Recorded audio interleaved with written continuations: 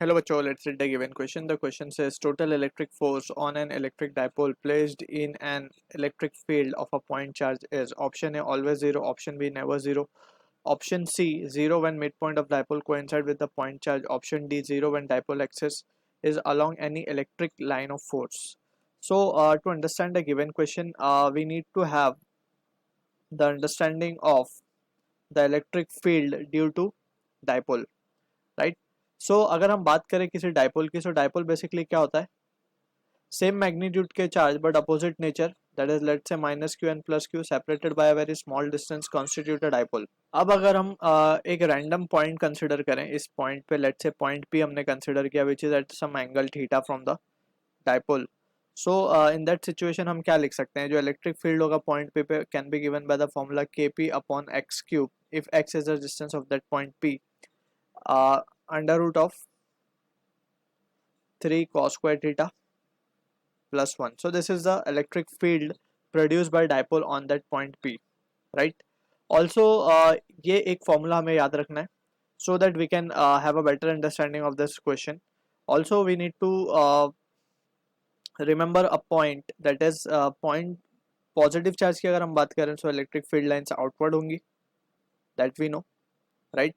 And negative की अगर हम बात करें तो electric field lines will be inward. And we also know कि अगर किसी इलेक्ट्रिक फील्ड के अंदर लेट्स से दिस इज एक इलेक्ट्रिक फील्ड है यूनिफॉर्म हमारे पास ई बार, एंड इसके अंदर अगर हमने एक पॉजिटिव चार्ज रखा तो it will experience a force that is Q into E in the direction of electric field. If it is a negative charge so it will experience the same force but in the opposite direction, right? So these are few basic understanding we must have regarding the dipole and the force on it. So as per the question हमें बोला जा रहा है total electric field force on an electric dipole placed in an electric field of point charge. सबसे पहले तो हम point charge ले लेते हैं, इसकी electric field ड्रॉ कर लेते हैं. तो electric field इसकी तो आउटवर्ड होगी हर जगह, originating नेचर की इलेक्ट्रिक फील्ड प्रोड्यूस करता है पॉइंट चार्ज, राइट. अब यहाँ पे let's say we have considered dipole, ठीक है ना. ये प्लस चार्ज हमने ले लिया और ये हमने माइनस चार्ज ले लिया. तो जैसे हमने डिस्कस किया है कि इसके ऊपर जो फोर्स लग रही होगी वो लग रही होगी इस तरफ, बाहर की तरफ, in the direction of electric field. And negative पे जो फोर्स लग रही होगी वो लग रही होगी inward, Q into E. Electric field का डायरेक्शन ये है और फोर्स इस तरफ लग रही है, right. So in this scenario we can say, और ये जो है हमारा डाइपोल है, सेपरेशन आर है इसकी, ठीक. सो अब यहाँ पे हम देख सकते हैं कि जो हम मान लेते हैं कि ये जो फील्ड है इसे हम कह देते हैं ये E1 है, और इसे जो फील्ड है हम कह देते हैं E2 है, right, since it is not a uniform field. तो यहाँ पे हम देख सकते हैं कि जो फोर्स पॉइंट चार्ज इस डाइपोल पे लगाएगा वही फोर्स डाइपोल पॉइंट चार्ज पे भी लगाएगा. So that is what the thing we need to understand. हम इसका रिवर्स केस देख रहे हैं.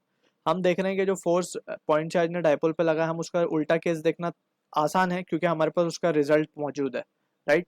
सो वी विल सी कि जितना फोर्स लेट्स से कि force exerted by dipole on point charge will be equals to force exerted by uh, point charge on dipole. So ये दोनों इक्वल अपोजिट होंगे, राइट. सो हम यहाँ पे एक नेगेटिव भी लगा देते हैं.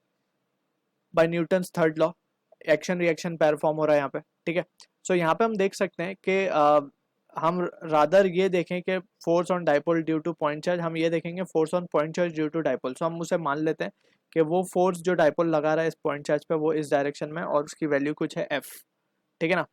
तो यहाँ पे हम इस फोर्स को चेक करते हैं. इस फोर्स की वैल्यू क्या आती है, F equals to Q into E आ गई. अगर वो क्यू ई वहाँ पे एग्जर्ट कर रहा है तो क्यू ई वो ये डायरेक्शन पे इस पर एग्जर्ट होगा. सो हम ई को चेक करते हैं कि ई की वैल्यू क्या हो सकती है. अब for dipole this point is random point जैसे हम मान सकते हैं. सो इसके ऊपर जब इलेक्ट्रिक फील्ड आएगी सो वो इलेक्ट्रिक फील्ड का फॉर्मूला दिया जाएगा जैसे हमने डिस्कस किया, K P upon x cube under root of 3 cos square theta plus 1. अब हम इसको इमेजिन करते हैं कि can this value be zero, can this value be zero. तो हम इसको इक्वेट करके देख लेते हैं. सो इन दैट सिचुएशन हम देख सकते हैं कि cos थीटा की वैल्यू आएगी -1/3 cos स्क्वायर थीटा की, which is actually not possible, right. So अगर ऐसा पॉसिबल नहीं है तो वी कैन से कि इलेक्ट्रिक फील्ड ज़ीरो नहीं हो सकती, right. So electric field zero नहीं होगी तो we can say net force will never be zero, right. So we can say therefore electric field is never zero. For this case we are talking, therefore force, or we can say total force, can never be zero. यानी कि जो dipole force लगा रहा है इसके ऊपर point charge पे वो जीरो नहीं हो सकता, यानी कि जो डायपोल पे पॉइंट चार्ज फोर्स लगा है वो भी कभी जीरो नहीं हो सकता। तो from this discussion we can say हमारा ऑप्शन बी हो जो होगा is the correct answer to the question, it can never be zero. So I hope you understood the solution. All the best.